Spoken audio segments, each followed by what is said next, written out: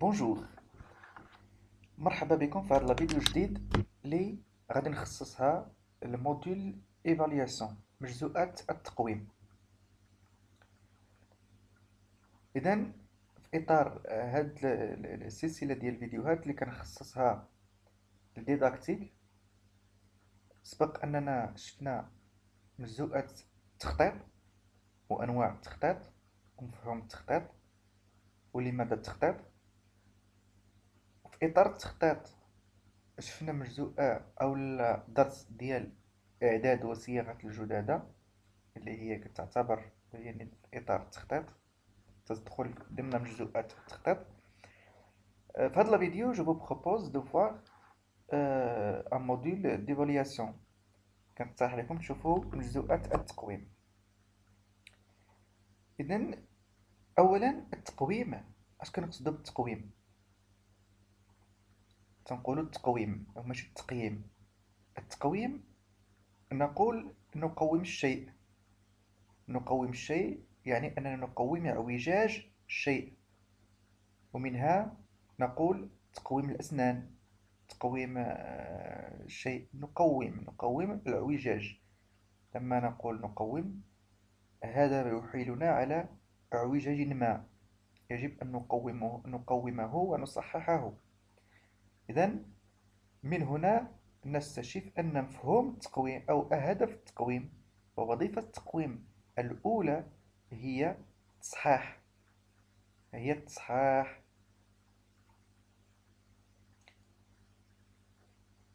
إذن قبل ما نبداو في مفهوم التقويم وأنواع التقويم إلى آخره، اللي كيشوف لا فيديو وكيكتشف القناة ديالي أول مرة كنلتمس منه أنه يتابونا في لاشين، يخلي لنا دي كومونتير عبارة عن أسئلة، تشجيع، ملاحظات إلى آخره. وما تنساوش تضغطوا على زر الإعجاب وتفعلوا الجرس باش تشجعونا إن شاء الله. شكرا لكم. سي بارتي.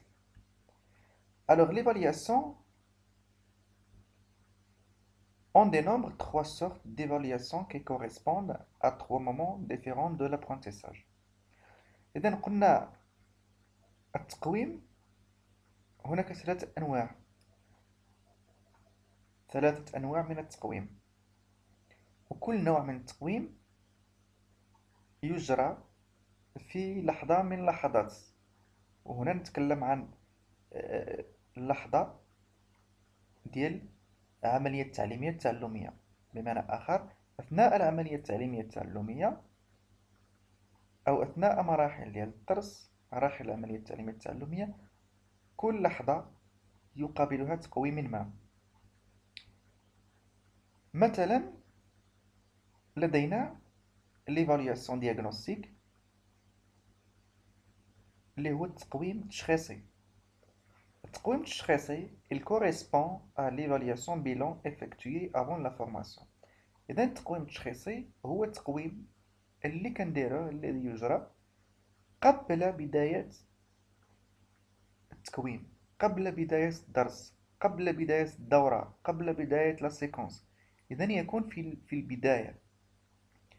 علاش كنقوموا بهذا النوع ديال ليفالياسيون دياغنوستيك؟ جاي الدياغنوستيك دونك من السمية تنفهموا أن الدياغنوستيك تشخيص، نشخص ماذا؟ نشخص مكتسبات المتعلم، نشخص مستوى المتعلم باش تكون عندنا واحد الرؤية واضحة على المتعلمين ديالنا وعلى المستوى ديالهم. Alors, elle permet de dégager les forces et les faiblesses des apprenants avant leur entrée dans une unité d'apprentissage. إذا هذا النوع من التقويم اللي هو التقويم التشخيصي كيمكننا باش نعرفوا نقط الضعف نقاط القوة ونقاط الضعف ديال المتعلمين قبل بداية مجزوءة أو دورة أو وحدة.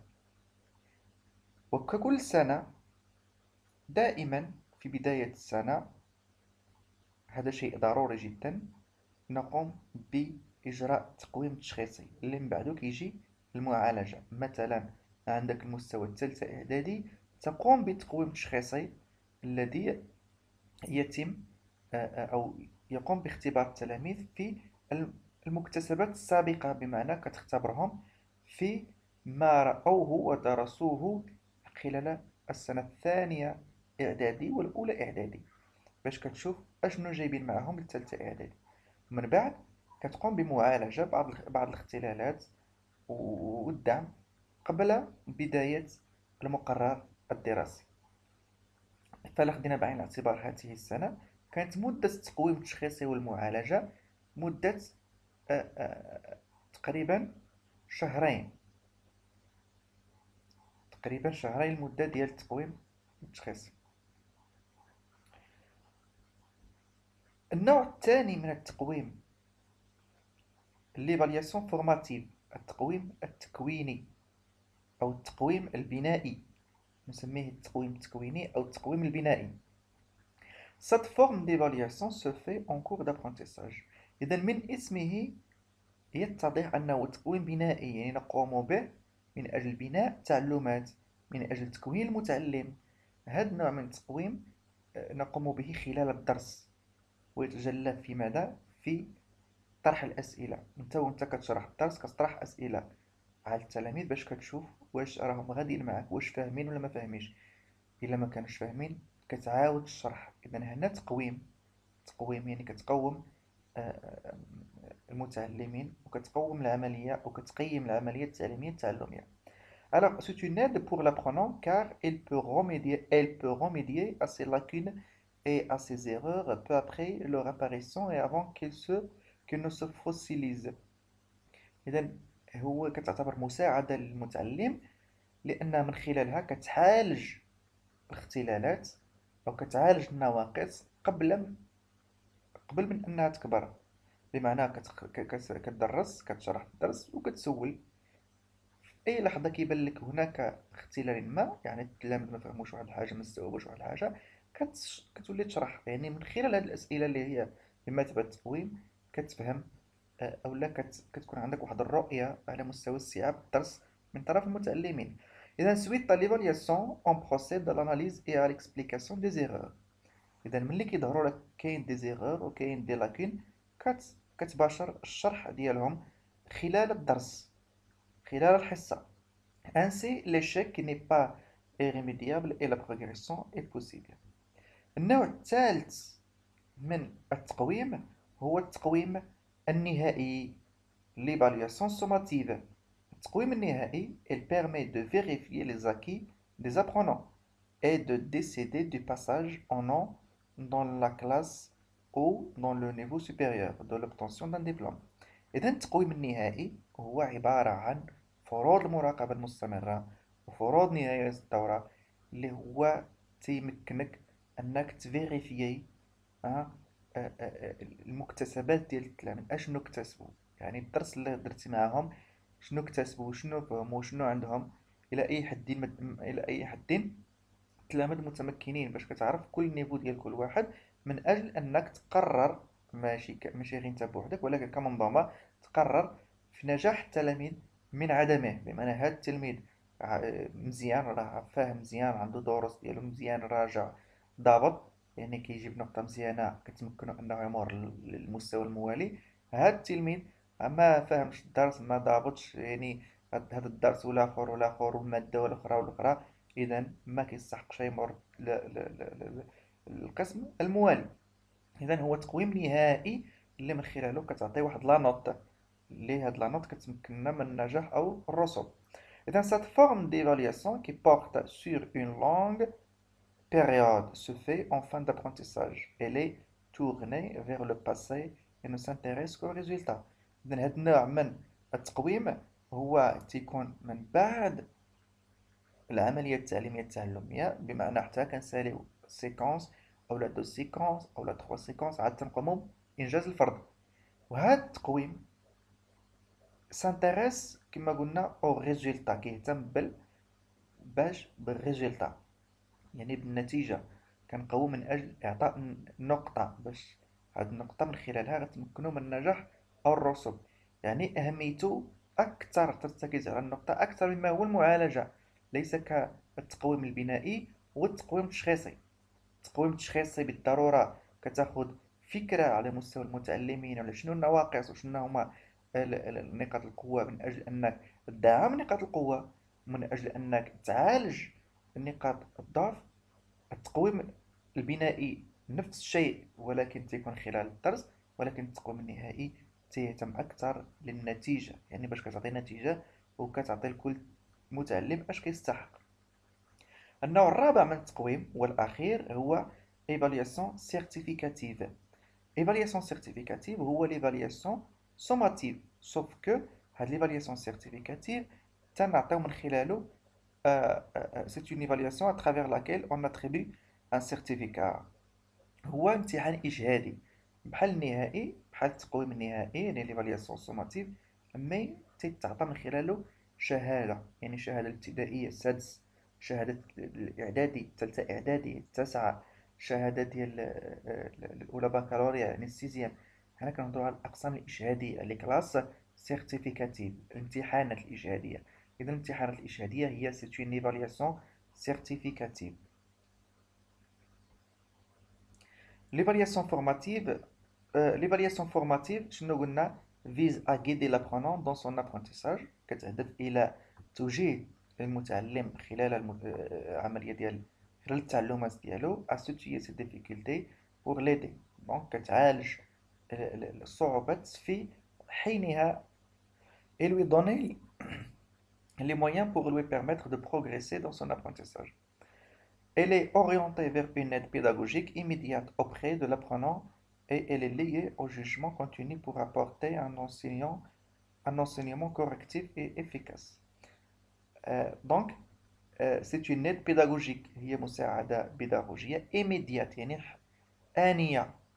آنية كتقوم بشرح الدرس وكتطرح أسئلة كيبان لك خلل ما فهموش كتشرح إلى آخره في حينه. Du point de vue cognitif, il doit donner le moyen de faire évoluer les présentations de l'apprenant, de construire ses connaissances, de vérifier pas à pas ce montage pour l'aider à maximiser ses stratégies d'apprentissage. Donc, il doit donner le moyen de faire évoluer les représentations de l'apprenant et de construire ses connaissances كيهدف إلى أن كتساعد هذا النوع من التقويم كيساعد المتعلم في بناء التعلمات ديالو في إنجاح العملية التعليمية التعلمية. Alors, on associe à l'évolution formative trois nouveaux noms pour spécifier l'orientation choisie. كاين ثلاثة ديال الأنواع ديال التقاويم اللي كتندرج ضمن التقويم التكويني. كاين évaluation formatrice، évaluation réajustement et évaluation régulation. Maintenant, l'évaluation sommative. Nous avons l'évaluation sommative, il vise à porter une appréciation sur le degré de maîtrise des apprentissages à la fin d'un cours. إذن يهدف هذا التقويم النهائي apporter أنها تعطي appréciation، ملاحظات حسن جدا لا بأس به إلى آخره، زائد النقطة و le degré de maîtrise des apprentissages à la fin d'un cours. Donc غالبا تكون هما الفروض ديال المراقبة المستمرة un programme d'études ou d'une partie terminale de programme dans le but de هدفه هو classification d'évaluation des progrès، vérifier l'efficacité d'un programme ou d'un cours au terme des apprentissages. C'est une évaluation qui a une portée externe orientée vers la société lorsqu'elle sert à prendre des décisions relatives à la sanction des études. Elle a aussi une portée interne lorsqu'elle est orientée vers le cheminement dans le système scolaire, la prise de décision relative au passage à la classe supérieure et l'orientation des élèves à moyen terme. Donc, نفس الشيء اللي قلنا.